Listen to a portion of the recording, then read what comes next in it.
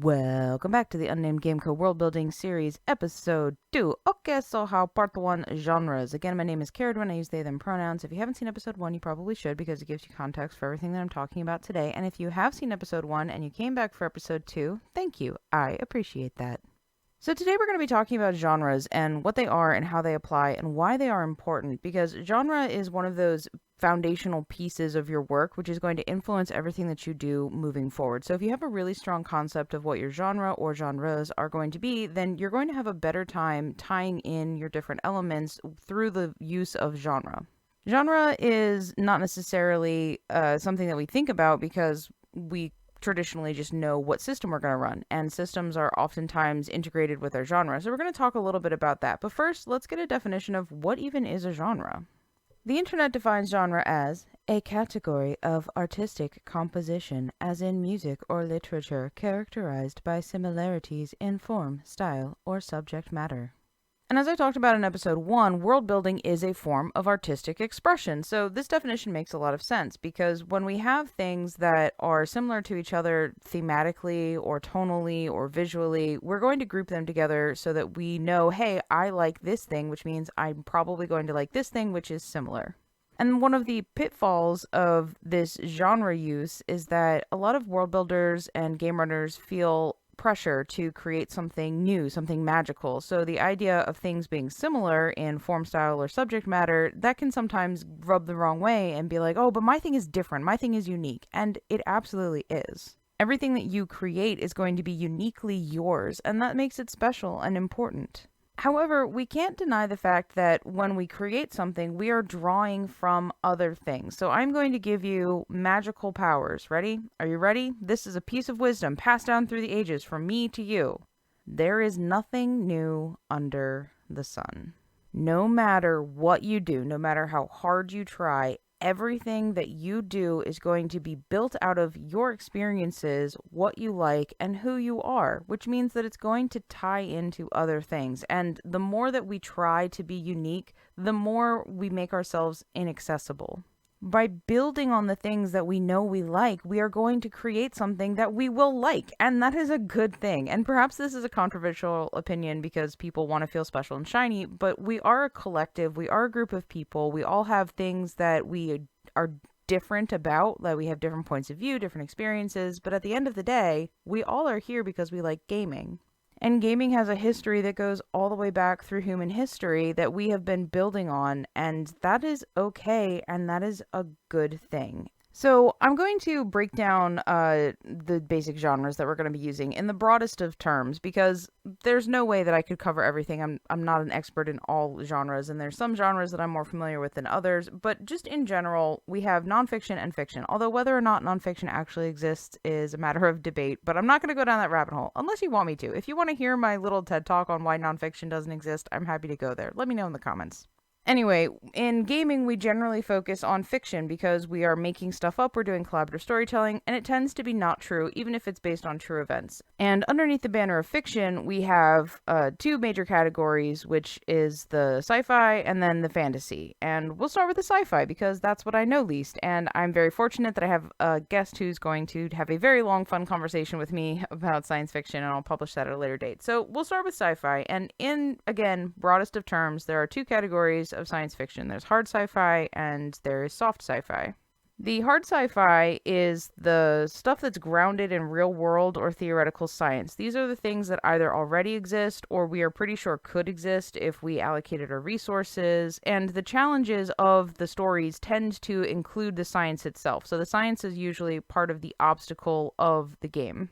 And there aren't a lot of tabletop role-playing games that use hard sci-fi as their core genre. A lot of times hard sci-fi shows up in the mechanics of games because it's very difficult for somebody who doesn't have a detailed knowledge of, how science to put together a game about it. And honestly, a lot of science is inaccessible because, it's hard. Science is hard. It requires a lot of effort. But I've included a few sort of media representations, like The Martian is a book about a guy in space, and it goes through real actual ways that this person could survive on Mars by themselves. World War Z is probably a sort of contentious choice, but it does take a more hard sci-fi look at what a zombie outbreak would look like. Whether or not a zombie plague could actually exist is perhaps more of a soft sci-fi element, but it goes into the epidemiology and the politics and gives a sort of real-world explanation of, here's kind of how it might actually happen, and looks at the hard sci-fi aspects of it. Not the movie. The movie has nothing to do with the book. Whatever. And then the 2001 Space Odyssey I've never seen, but it shows up on all the hard sci-fi lists, so I included it there. Gattaca is another example which is pretty accessible to hard sci-fi because it is based on science that at the time we did have theoretically, and we started actually having within my lifetime, and now we could do the Gattaca things if it was legal. And then Sunshine is another sort of hard sci-fi where, they're trying to overcome scientific problems with science. So you can see how these hard sci-fi things are generally sort of futuristic. They're dealing a lot with problems that are created by scientific advancement, and you use scientific advancement to overcome them. And we don't see that a lot in our tabletop role-playing games, because tabletop role-playing games tend to rely on the role-play aspect, and role-playing scientific discovery is not necessarily the most accessible and fun thing, and the soft sci-fi tends to be more fun, so we'll switch over there. Soft sci-fi, that's where most of our stuff lives. It's less focused on the mechanics and the crunch of the science, and it's more focused on what's the outfall, what are the ramifications of the scientific involvement, and this is what we see in most of our media representations. The science is somewhat of a feature of the world, like magic, basically. The science is able to do fantastical things, and we don't really understand how, and we don't really care why, because what we're interested in is not how Tony Stark builds the suit, we're interested in what Tony Stark does with the suit. And because the science is less mechanical, it opens up opportunities to include fantastical elements, which we see in a lot of the cyberpunk dystopian stuff. So a lot of the games that we have here, like Dune, Scum and Villainy, Mask, and Cyberpunk, there is a mystical element to them. Whether that's, people might say, oh, Dune is a hard sci-fi, but come on, man. If you go far enough into the series, it gets into souls transcend the human lifespan and are somehow encoded to our DNA. That's fairly fantastical. Also, I guess spoiler alert for the Dune books that no one's ever going to read, but you should read them. They're a lot of fun. Anyway, moving on. The fantasy settings are where most of people get their start with Dungeons and Dragons and stuff like that. And fantasy has high fantasy and low fantasy. These are not equivalents to hard sci-fi, soft sci-fi. High fantasy is a fantastical world completely separate from our own. It's not where we live, it's somewhere else. Versus low fantasy, which is, theoretically it could be in our world, or it is explicitly stated to be in our world. And similar to our sci-fi concepts, in the high fantasy, the challenges tend to be caused by the fantastical elements, versus in low fantasy, where it tends to be more dealing with the consequences of having those fantastical elements in your world. So let's go to the high fantasy, because that's the easiest. The high fantasy stuff, these are your Lord of the Rings, the George R. R. Martins, pretty much any book that has a dragon on the cover is going to fall into this high fantasy category. We see it in a lot of games because it's very exciting, because you get to learn about a whole bunch of interesting stuff that doesn't already exist, and this is where our tabletop role-playing games like Dungeons and Dragons and Pathfinder and all of their various iterations and children come from.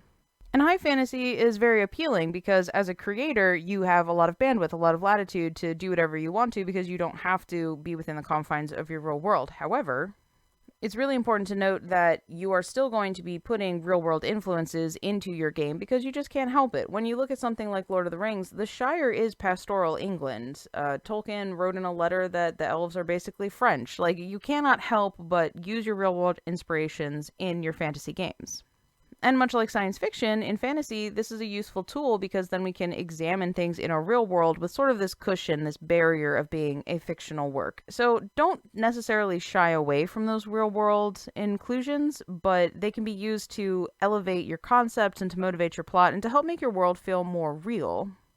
If you've watched or played The Witcher, you know that there's a lot of political stuff that goes on in that game, and yeah, it's otherworldly, it involves magic, it's super fancy and shiny, but bureaucratic problems and people in power abusing it, that is a universal concept throughout human history. So even though you have this fantasy world, it's still going to be grounded in real-world problems and applications, which we'll really talk about in our next episode, but just a mention here. Don't just think that because it's another world that it's totally by itself. And that brings us to our low fantasy, which is not necessarily in another world. In a low fantasy setting, you're looking at these fantastical elements which are incorporated into a non-fantastical setting. These are your urban fantasies. They don't have to be modern. They can be, set in a different time period. This is very prevalent and common in young adult novels because it's very appealing. It's very easy to self-insert.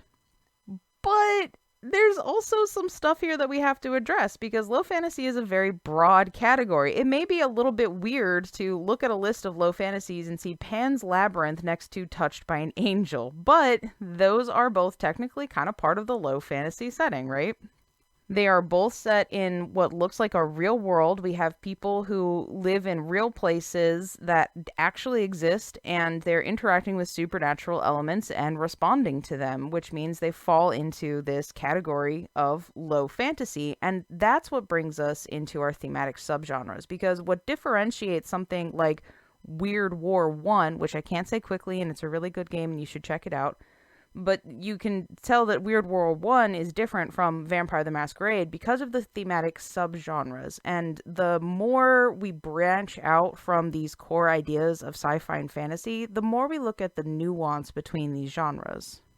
When you are doing your world building, you will be thinking about what makes your world unique, because we've already discussed there's nothing new under the sun. We're building from these concepts that already exist, and we're putting these pieces together in new and interesting ways. And by using thematic subgenres, we create a more close definition of what it is that we're doing.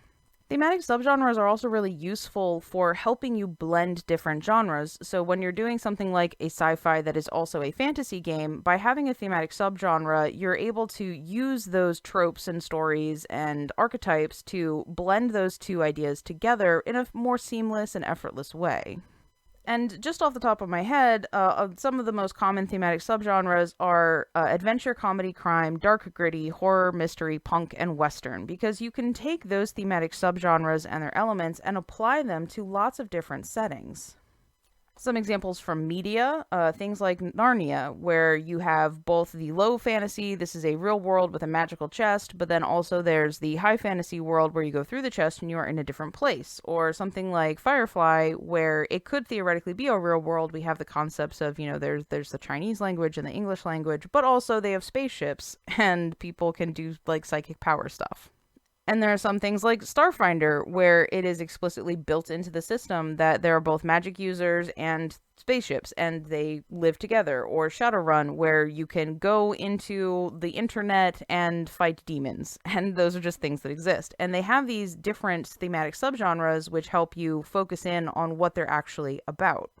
Because if you play in a Shadowrun game versus a Starfinder game, you are going to have a very different sci-fi fantasy experience, because Starfinder is focused on more of the adventure and, solving mysteries and things like that, versus Shadowrun, which is more focused on the dark and gritty, the dystopian, and the punk elements. And I think my favorite example of thematic subgenres is probably Batman, because somehow all three of these things here are Batman. You have Batman, the silly crime-fighting, detective guy, and you also have the Tim Burton Batman and everything that was, which was a whole other just wow experience. And then you have the revamp where Batman is now not so humorous. It's more dark, it's more gritty, it's more horror, and there's still some elements to it. But the broad category of Batman branches out into these very different media because of the different thematic subgenres which are applied. It's the same character base, it's the same story, but what they're doing with it is very different because of how they are applying the thematic subgenres. So when you're building your world, you need to not just be thinking about the broad categories, but also what are the elements that you're going to draw from to create the right vibe, the right tone for what you want to do. And I cannot, I'm like contractually obligated, I cannot talk about genre without talking about Star Wars. Star Wars is a massive collection of genre, and it does a lot of genre crossing, blending, and hopping, like in The Mandalorian, where you have the Western elements, Bad Batch, where you've got some of the political and some really scary stuff, Clone Wars, which, there's so many different elements that are added in there to create the different nuances between the peoples who are part of this world, and Rebels, which gives you a different perspective, and you're looking at the world through this other lens. And that's before we get into the books. There's all these books that have these different views, perspectives, and nuance, many of which are no longer canon, but they're still really good stories. So you're looking at lots of different genres. If you wanted to run a Star Wars type game, you could conceivably have a game entirely dealing with the political side. You could have a game focused on just the Jedi. You could have a game where there are no Jedi at all and there's no magic and it's all technology. You could have a game focused on exploration. You can take lots of different subgenres and stories that you want to tell and apply them to this overarching soft sci-fi. And it is soft sci-fi because it does take place in a real world. That's kind of in the title card. Anyway, not important. We're not going to get into that debate. But so when you're looking at something like your sci-fi game, you have a lot of latitude and a lot of breadth. So these genre mashups are super useful and they're good. You should probably try to incorporate lots of different thematic subgenres into what you're doing. Using lots of thematic subgenres and mashing them together means that you are using genres that you like, and you're pulling the features that appeal to you out of them to build from, which helps you create something that's more unique. So you find the features, you build out from them, and you tie that back into your goal and your game objective, because there are some elements of your genre which are going to be very supportive of what you want to do, which by definition means there are going to be things in your genre which are not supportive of what you want to do, and that's how you get the difference between a Touched by an Angel and a Pan's Labyrinth, right? You pull the different things. If you want to go in a more horror direction, you can mash that into whatever you're doing, or if you want to go into something that's more lighthearted, you can do that. You have lots of flexibility, and as long as you're going back to your main goals, you're going to have that internal consistency. Genres are not a tool that confines you. They are a tool that helps give you avenues to build on and branch out from. And by incorporating different genre elements, you're going to be able to enhance your game. So with respect to world building, we come to a slightly more nuanced definition of what genre is. I would say that for tabletop role-playing games, genres are sources of inspiration for thematic consistency, which are going to help support the kind of roleplay that you want in your game. And part of that is going to be what the genres do specifically for a tabletop role-playing game versus a book or a movie. And the biggest influence here is probably the system that we use, because we have some systems which are genre-based. They are built around a genre, and they're going to support stories that happen within that genre. And this particularly applies to our skills and how our characters interact with the world. And there are also rewards that come from the system, and that is going to alter how they move through the gameplay. Back in ye olde days, the whole Dungeons and Dragons system was based off of killing stuff and stealing things, and you got experience points for killing stuff and stealing things. So what did the players do? They killed stuff. They stole things. And as the system has progressed and evolved, now you have encounters which are designed to reward you if you avoid a conflict. They are designed to reward you in different ways depending on how you resolve the conflict, which represents a broader spectrum of roleplay that people are engaging with, because maybe I don't want to kill somebody, maybe I want to talk them down. And that is why we have these new, more complicated reward systems to help reward people for what they are doing, rather than forcing them to do certain things if they want to progress within the game. And there are some system agnostic games, but let's start with our systems that have genre foundations. These are, I've broken down into sort of 4 categories of game systems. And each of them is going to have a couple examples, and there are so many different examples, and you may not agree with where I've put things, and that's fine. But in general, there's your sort of traditional fantasy. These are your Dungeons and Dragons, your Pathfinder, your Forgotten Realms, etc. These systems are based on the idea that you are going to be engaging with the fantastical elements by using fantastical means. You're going to be casting spells, you're going to be praying to deities, you're going to be using magical artifacts and magical items, and that is integral into how the system works. And if you are someone who has chosen to be an atheist in that game, it's going to be very different for you because that character is not going to be able to tap into deific sources, and that will alter how you engage with the story. There's also your sci-fi games, like Traveler and the Expanse system, where there is not magic. And if your character chooses to believe in a deity, like maybe they worship Kali and they are super into that religion, that can exist for the character, but it doesn't exist in the mechanics to give them any sort of advantage or support. And then there are systems which are designed to incorporate different elements, like Shadowrun and Starfinder, which we've talked about a lot, because they take the fantasy where you have the magic, but they also take the sci-fi where you have the computers, and that allows your players to engage with a wider breadth of solutions for how they want to get what they want. And in the urban fantasy and sci-fi categories, we have things like Mutants and Masterminds, D20 Modern, World of Darkness, where the fantastical elements are also incorporated with you have to deal with law enforcement, you have to deal with politics, you have to deal with real-world problems as well. So if I want to run a game that's focused on, we're going to defeat evil monsters, that's going to be very well supported by pretty much any of these systems. If I wanted to run a game about a coming of age story for someone who is trying to find their place in the world and see, what their life is going to be like as they grow up, that's going to be more supported by one end of the spectrum than the other. And that's not to say that you can't incorporate those kinds of things into your traditional fantasies, but the systems themselves for the more contemporary, set in the real world kind of games are going to have more built-in mechanics to handle those sorts of questions and dramas and things like that. So what genre you're using might be limited if you're only going to run a traditional fantasy system.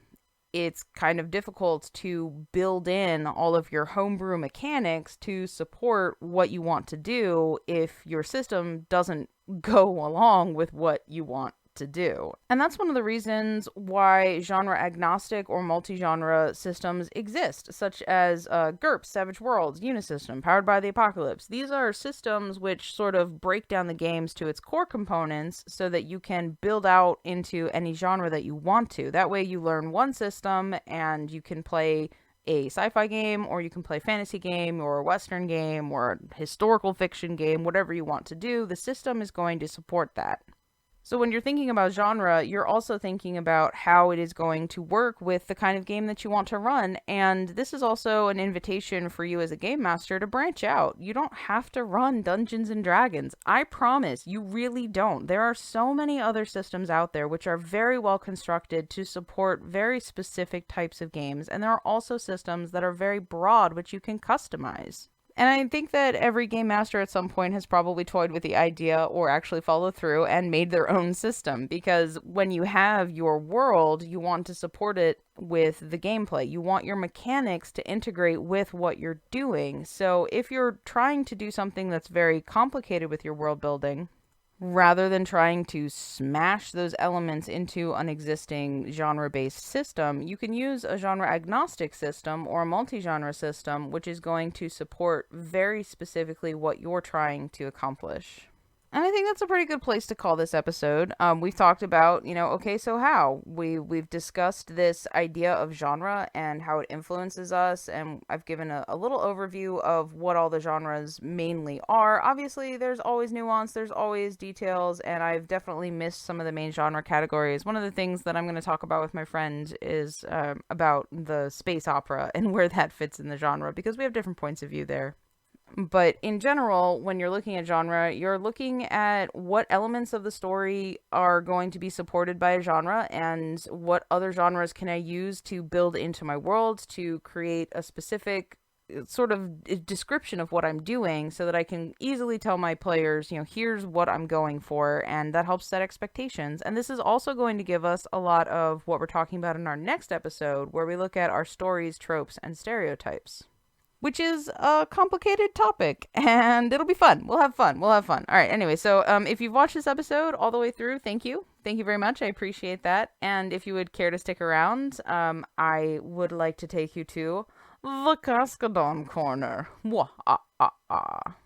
So when we're looking at genre, when I build worlds, I tend to include lots of different genre elements and lots of different media that I really like, and I make no bones about it. Like when somebody looks at something in my world, they're like, "Oh, like Avatar." I'm like, "Yes, it's like Avatar, and here's how it's different." And I just acknowledge that it is what it is. I'm pulling from these sources, I'm pulling from these influences, and I'm building it into my world because I like it. It's fun. Things happen in the world, and we experiencing them decide whether we like it or not, and we can then take those things that we like and we can do stuff with them. And that's what world building is for me. It's not necessarily coming up with something completely new. It's about reconfiguring the things that I like in a new and interesting way. So I'm actually going to take a little break from talking about Cascadon specifically, and I'm going to tell you a story about a game that I almost played in. Okay. So I was running Cascadon, and one of my players said, "Oh, well, I have this idea for a game, and I would love to run it." And I'm like, "Sure. All right, cool." And it was a 4th edition game, so already red flags. I'm sure that 4th edition was a lot of fun for a lot of people. I am not that person. I am old. I'm curmudgeon-y. I like my 3.0, 3.5. I like 3.75, aka Pathfinder. I'm a traditionalist, I guess.